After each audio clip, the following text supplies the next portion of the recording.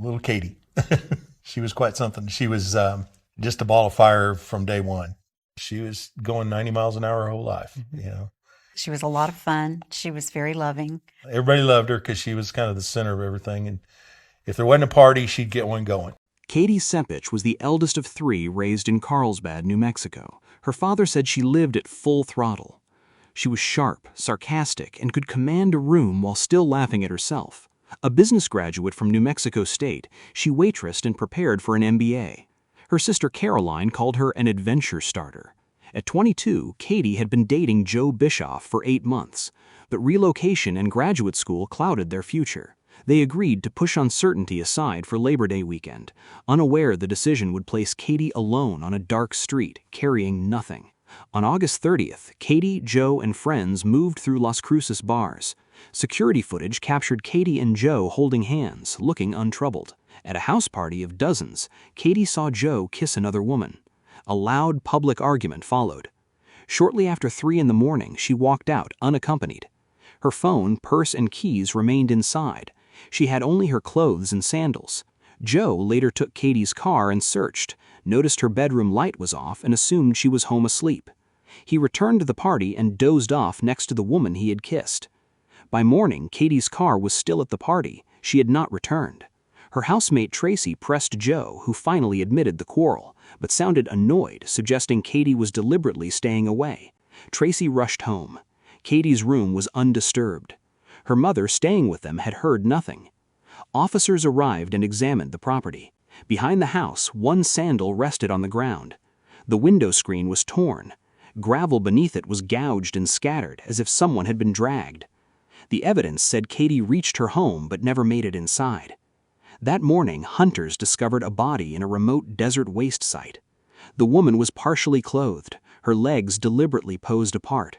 Burns marked her shoulders and back where a liquid had been poured and ignited, but the fire had self-extinguished.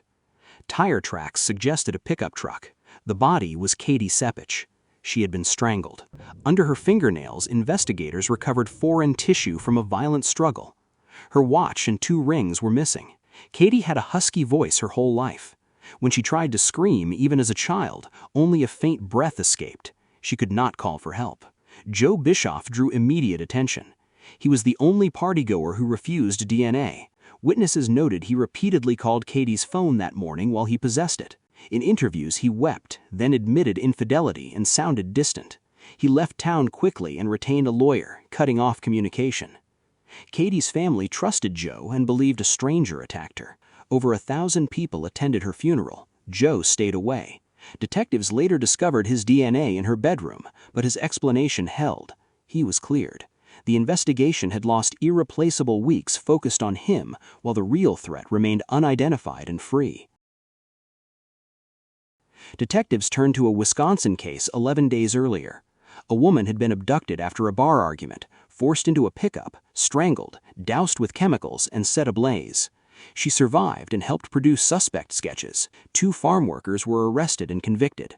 The pattern mirrored Katie's attack. A woman walking alone, a truck, strangulation, and burning in a remote location. The possibility of a connection brought intense focus, but DNA eliminated both men. What seemed like a breakthrough became another dead end.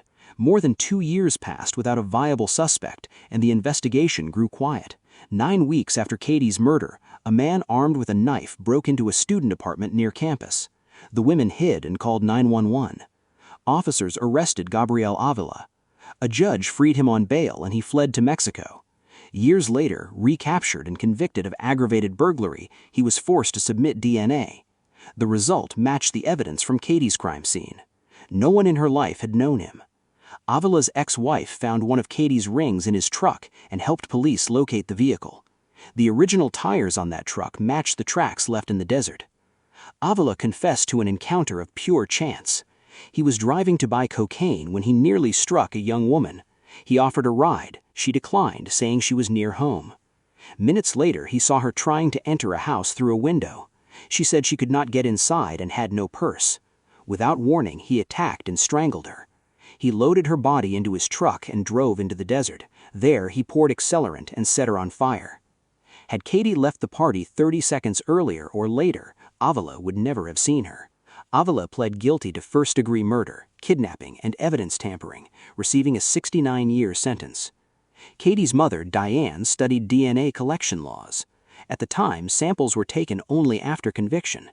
Had Avila's DNA been collected upon his earlier arrest for the apartment break-in, he would have been linked to Katie immediately. Diane pushed for change. New Mexico passed Katie's law in 2006, requiring DNA upon felony arrest. The law expanded to all felonies, and a federal version was signed. 31 states adopted similar measures. Cold cases across the country began to close as the database grew. Katie's brother Andrew recalled her as protector and best friend. Her sister Caroline, age 9 when Katie died, said the world suddenly lost its color. Diane urged others to reject the word if and instead face what is, change what can be. Through Katie's law, a family's loss became a nationwide shield. Every time an arrestee's DNA solves a dormant case, the young woman who could not scream speaks again. Thank you for watching. Please like, subscribe, and share to keep her name and her impact alive. Stay safe, stay alert, and I will see you in the next story.